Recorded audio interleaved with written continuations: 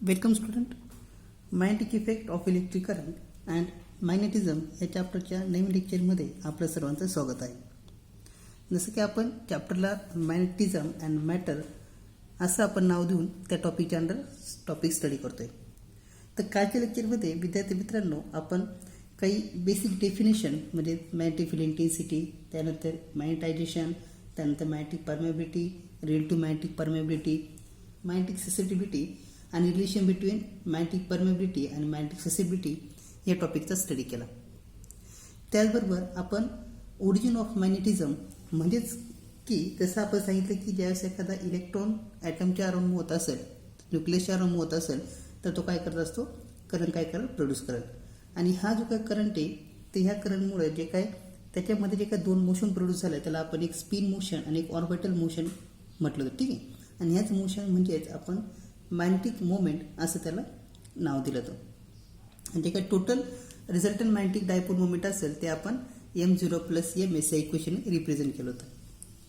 त्याचबरोबर आपण असं सांगितलं होतं की असं एखादा सबस्टन्स असेल की ज्यामध्ये जर का मॅग्नेटिक मोमेंट हे जर का रँडमली ओरिएंटेड असतील तर त्या ठिकाणी जे काय नेट मॅग्नेटिक मोमेंट असेल ते काय असेल, 0 असेल.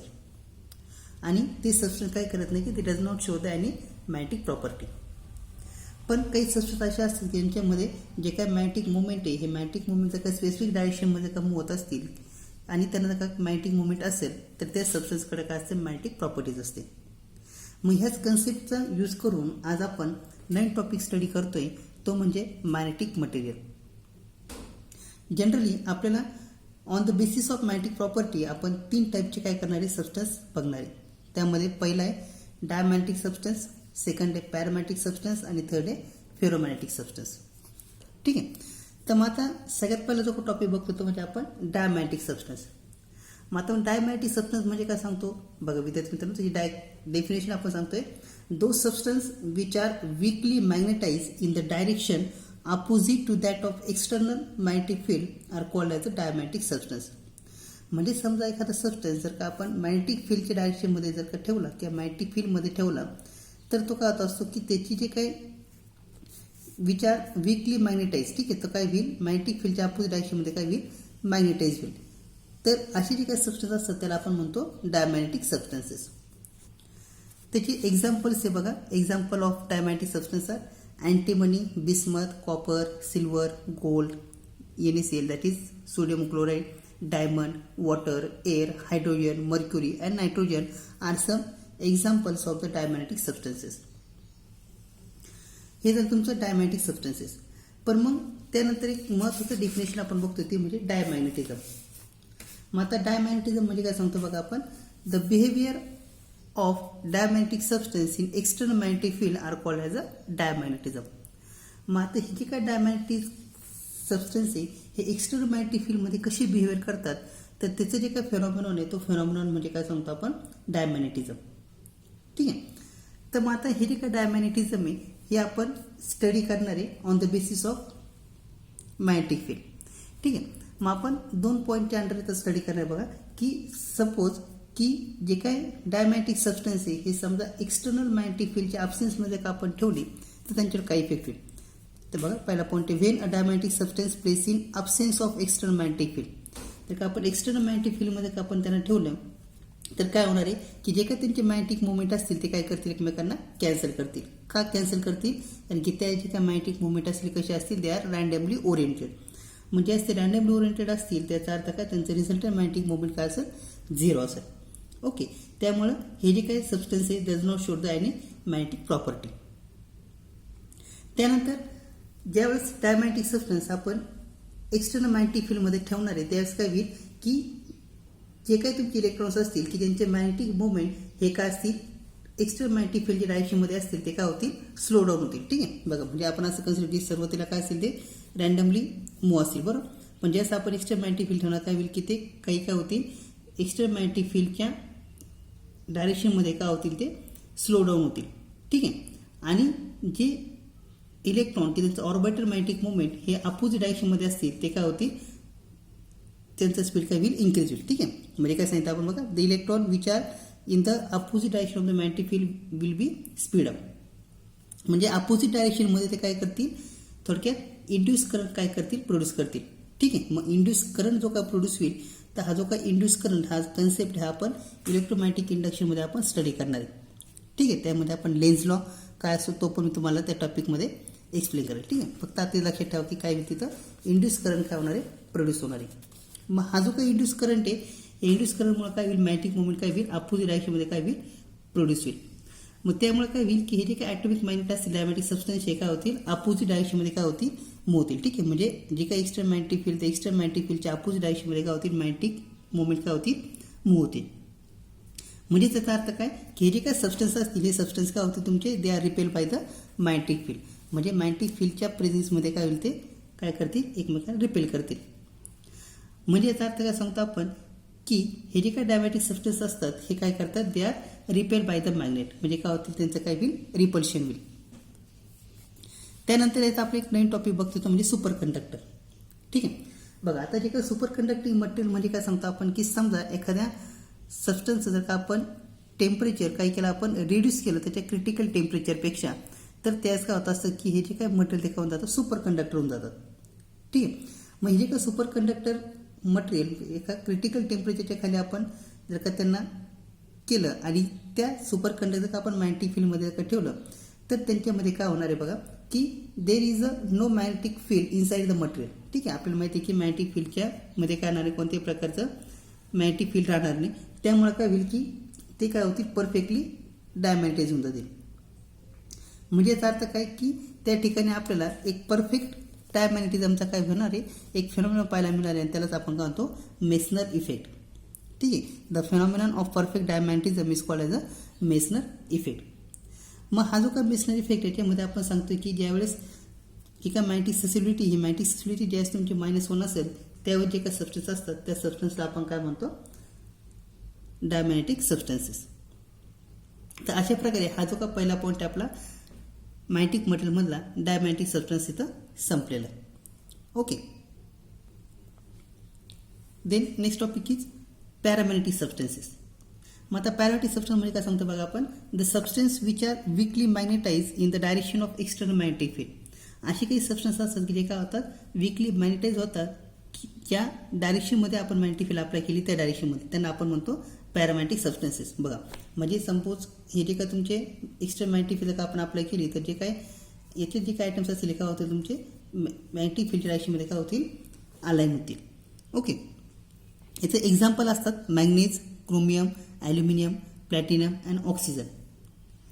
मग आता हे जे काय पॅरामॅग्नेटिक, त्यानंतर नेक्स्ट टॉपिक आहे त्यामधला पॅरामॅग्नेटिझम. मग अशी काही सबस्टन्स असतात बघा, the behaviour of paramagnetic substance in external magnetic field is known as a पॅरामॅग्नेटिझम.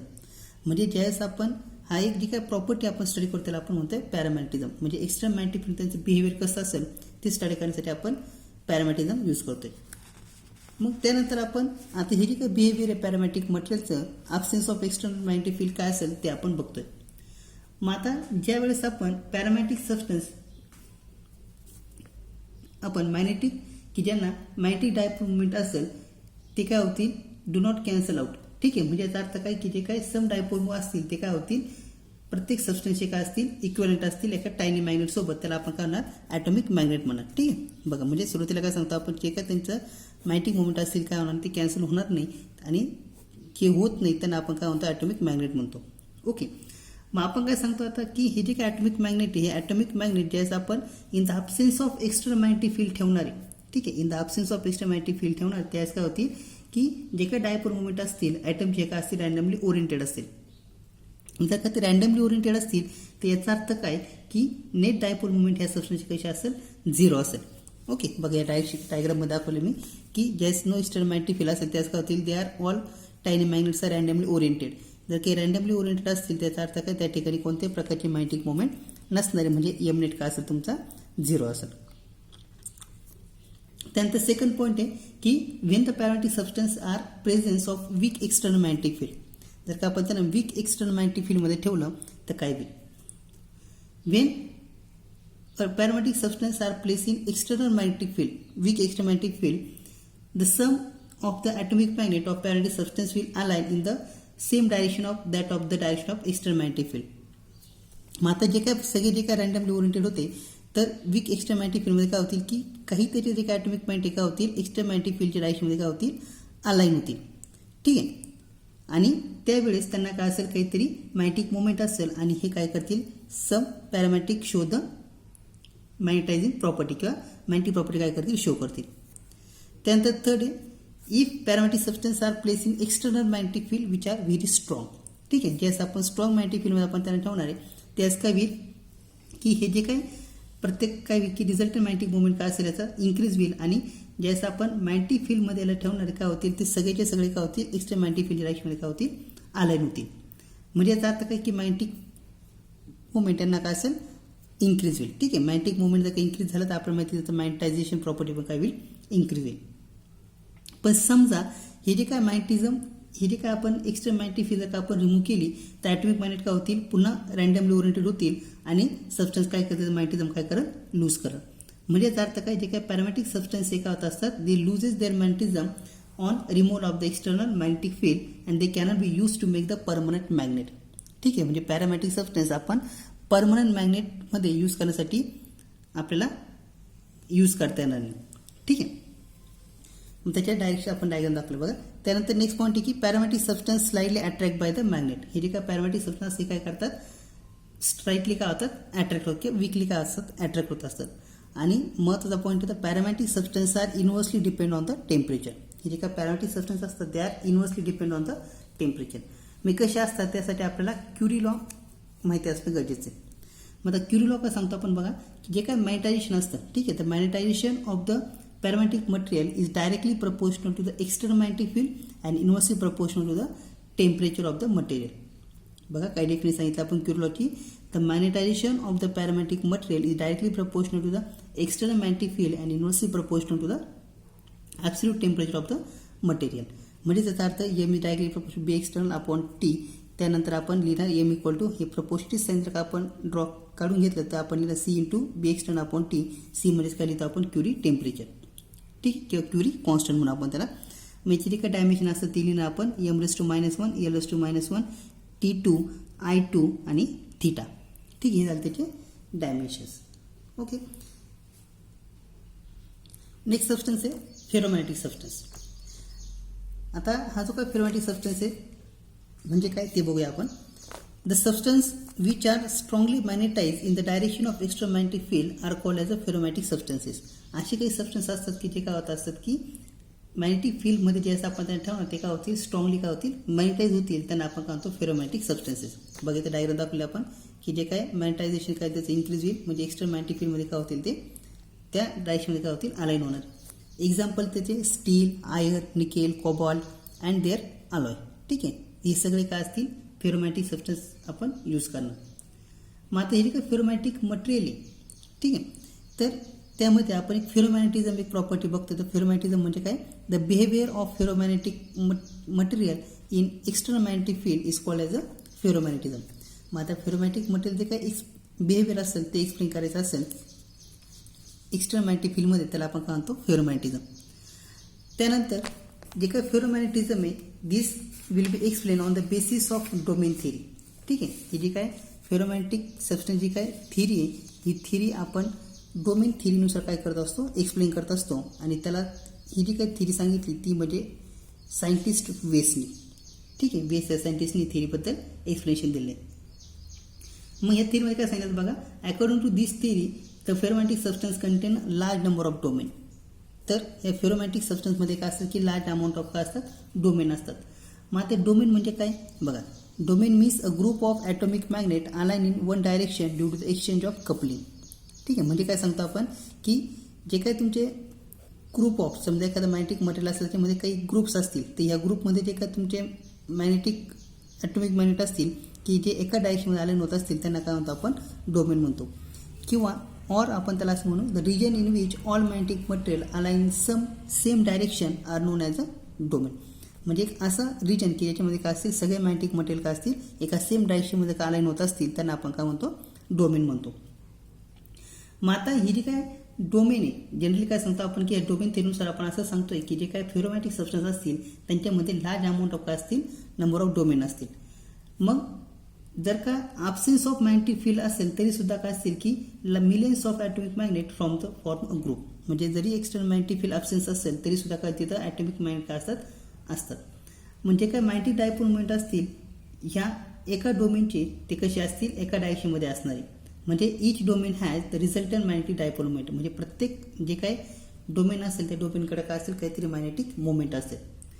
हे जे काही डोमेन्स असतात त्यांचा जो काही शेप ह्या कसा असतो इरेग्युलर असतो आणि त्यांच्याकडे लार्ज मॅग्नेटिक मोमेंट काय असतात. Large magnetic dipole moment are present in a domain. मग आता आपण काय करणार की हे जे काही डोमेन हे डोमेनचं बिहेवियर काय करणार आपण स्टडी करणार आहे. सगळ्यात पहिला पॉईंट बघा behaviour of ferromagnetic material in the external magnetic field. मग आता आपण पहिलं बघूया in the absence of external magnetic field. मग आता ज्यावेळेस एक्सटर्नल मॅग्नेटिक फील्ड ॲब्सेंट असेल त्यावेळेस काय असेल की all domain of ferromagnetic substance are randomly distributed. ठीक आहे. आणि त्यामुळे काय असेल की त्याचा जो काय मॅग्नेटिक मुवमेंट असेल तो कसा असेल झिरो असेल. बघा म्हणजे काय सांगतो आपण जे काय सगळे जे काय फेरोमॅग्नेटिक मटेरियल यांचे जे काय डोमेन्स आहे कशा आहेत सांगितले आपण त्या रँडमली ओरिएंटेड म्हणजे प्रत्येक वेगवेगळ्या डायरेक्शनमध्ये असणार आहे. Second is when the external weak magnetic field is applied to the ferromagnetic material at that time काय होणार बघा. When a ferromantic substance is placed in external weak magnetic field, then the domain whose magnetic moment in the direction of external field grew in a size. म्हणजे काय होईल बघा की ज्या डायरेक्शनमध्ये आपण एक्सटर्नल मॅग्नेटिक फील्ड अप्लाय करणार त्या साईजचं domain काय होईल त्यांचं जे काय साईज काय होईल ग्रो होईल. ठीक आहे.